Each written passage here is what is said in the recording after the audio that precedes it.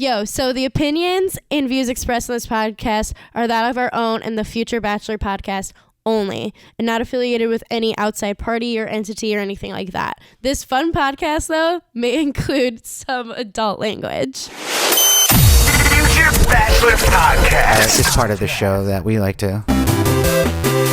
It's that time to talk about Bachelor stuff on our show! Ha ha ha! Yes, this show provides all the Bachelor drama you've been missing in the off season. But before we start talking about Bachelor, YouTube, why don't you go ahead and subscribe, smash that thumbs up button, and hit that notification bell so you can get notified every time we drop new Bachelor content, just like this. And if you just did, a huge shout out to you. Ooh, air horns for you. Yeah, B, what do we got in Bachelor Nation this week for them? So, what many of us been knew was finally hard launched, confirmed this past week with Hayley Kiyoko came out with her song Girls Who Like Girls, and the music video was indeed like a little Bachelorette spoof, and at the end, the final girl to come out of the limo is Becca Tilley.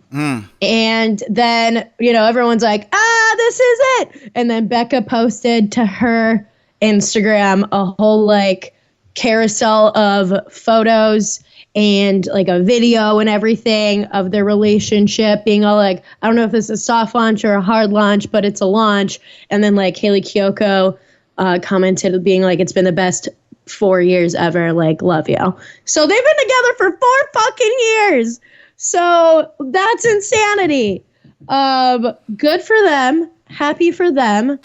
Love to see more gays coming out of these reality TV shows. And they're a cute little cup. So great shit. But besides that, how's the song? I like the song a lot. Yeah? I think it's kind of a bop. Yeah, you got it on loop? I do. Yeah. I do. Okay.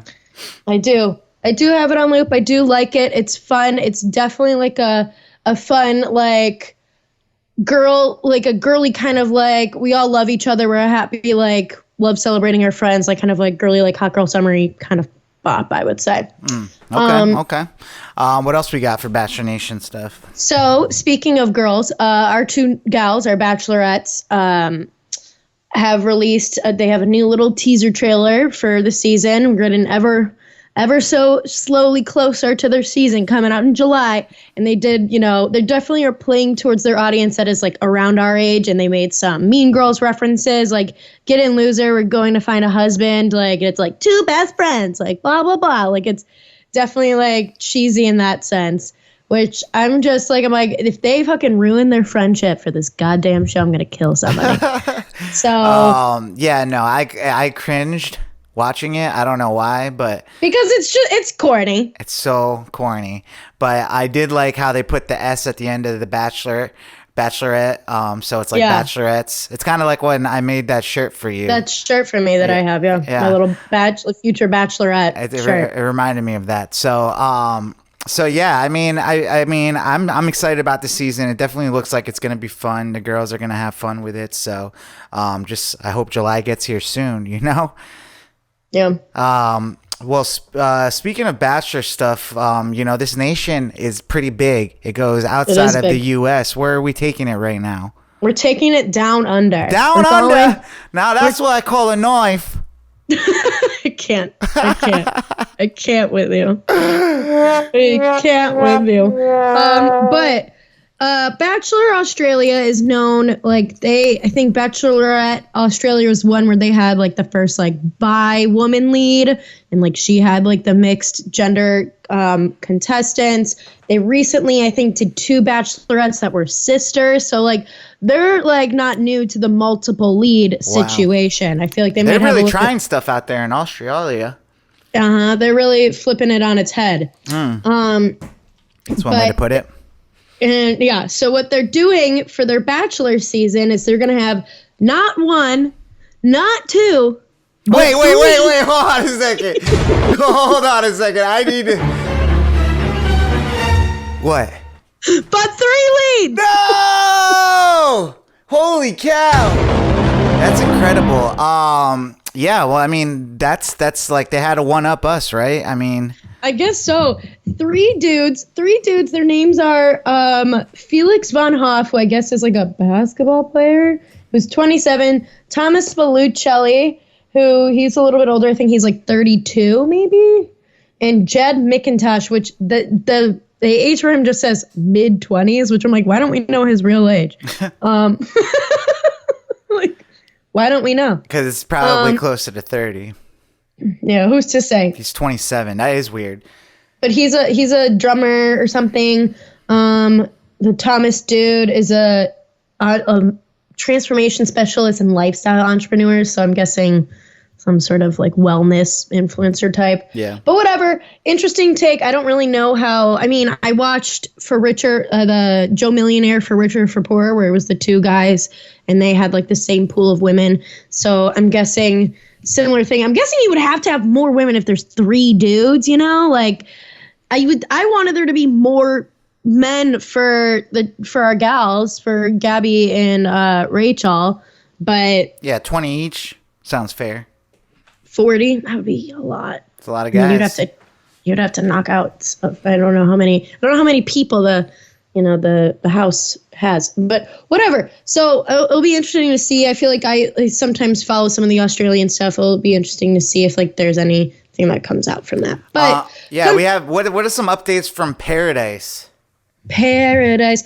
Well, Corinne teased that she might be returning to reality TV sooner rather than later, which people are taking as maybe is it Bachelor in Paradise, since we just got the announcement that they're returning to the beach like soon, like they're going to start filming that soon, like in the next 2 weeks. So it's like that is that her return? Is she going to have some other sort of show? What if she's in the Kardashians? That would be interesting, because I mean that would be quite the take if she hits the Hulu with Scott Disick, with the Lord Disick. That would be. Yeah, I mean, if you guys don't know Corinne, she's had like a pretty wavy history with the franchise. I mean, I don't really know how to put it. There was like the alleged sexual assault that happened. I'm not even sure I forgot how that ended up. I don't really know. Like they did like a whole, like they stopped filming for a couple of weeks and they had to like come back. And it was like a whole thing with like, you know, it was her and I forget who it even was, who the guy was at this point. But I remember who the guy was, but I guess it's in the past now. But yeah, you can find out all that stuff. But regardless, I mean, if you're talking about good TV, usually she made for it, you know. I mean, yeah, people loved learning about her nanny. They loved her always napping. She had, you know, her buttered pasta, cheesy pasta situation. She was always taking naps and stuff. Right. So there's definitely, she was like the Demi before Demi was even around. So it would be interesting to see her return to the beach if that is in the cards. But besides that, I guess Blake and Natasha have a little bit of beef because Bachelor beef. Blake, gotta love to see Bachelor beef. Batch beef served medium rare. But you know, Blake went on a podcast talking about, you know, approaching Bachelor in Paradise, what that looks like, and like kind of like the do's and don'ts. And one of the things he brought up a lot was the whole aspect of like how you shouldn't get on the bad side, or you shouldn't mess with people who are like Bachelor employees, aka if they have network podcasts like that are Bachelor Nation umbrella podcasts, which Natasha is one of those. And there's definitely some controversy around how she pretty much got to stay on the beach last year because she got like, you know, the pity rose, and it's because of that whole aspect of the fact that she is already on their payroll. And of course she didn't really like that. She didn't like being hurt. Like, and Blake was going on to say more about how, you know, he doesn't think that should even be allowed, that like if they already have, you know, that association. We've talked about this before about like the hierarchy of Bachelor Nation. You know, it's like it is like it's almost like high school, like popularity and all that stuff. And the most popular ones are like, you know, you're high on the top when you're being paid by Bachelor. You know, the franchise itself. So I have to agree with Blake on this one. Yeah.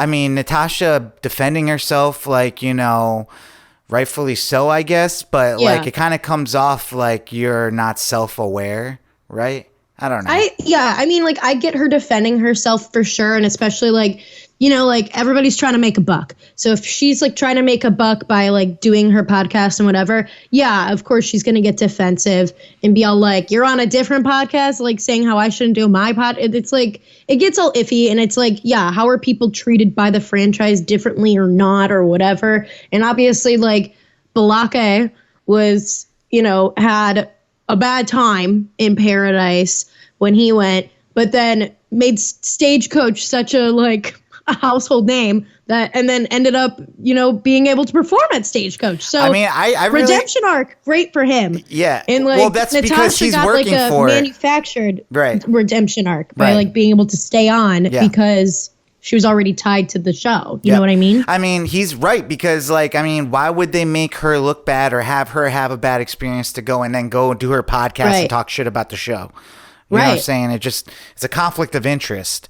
It really is. Yeah. It really is, because it's like, yeah, sure, you can go onto the beach and actually potentially meet somebody that you could date or whatever. Because, right, we still see like Serena and Grocery Store Joe are still doing great. They just like spent time in Spain, and like there's other couples. Like there is, you know, there's like success stories from it, but it's also like you have to go in there knowing that part of it is kind of like this whole marketing ploy. Right.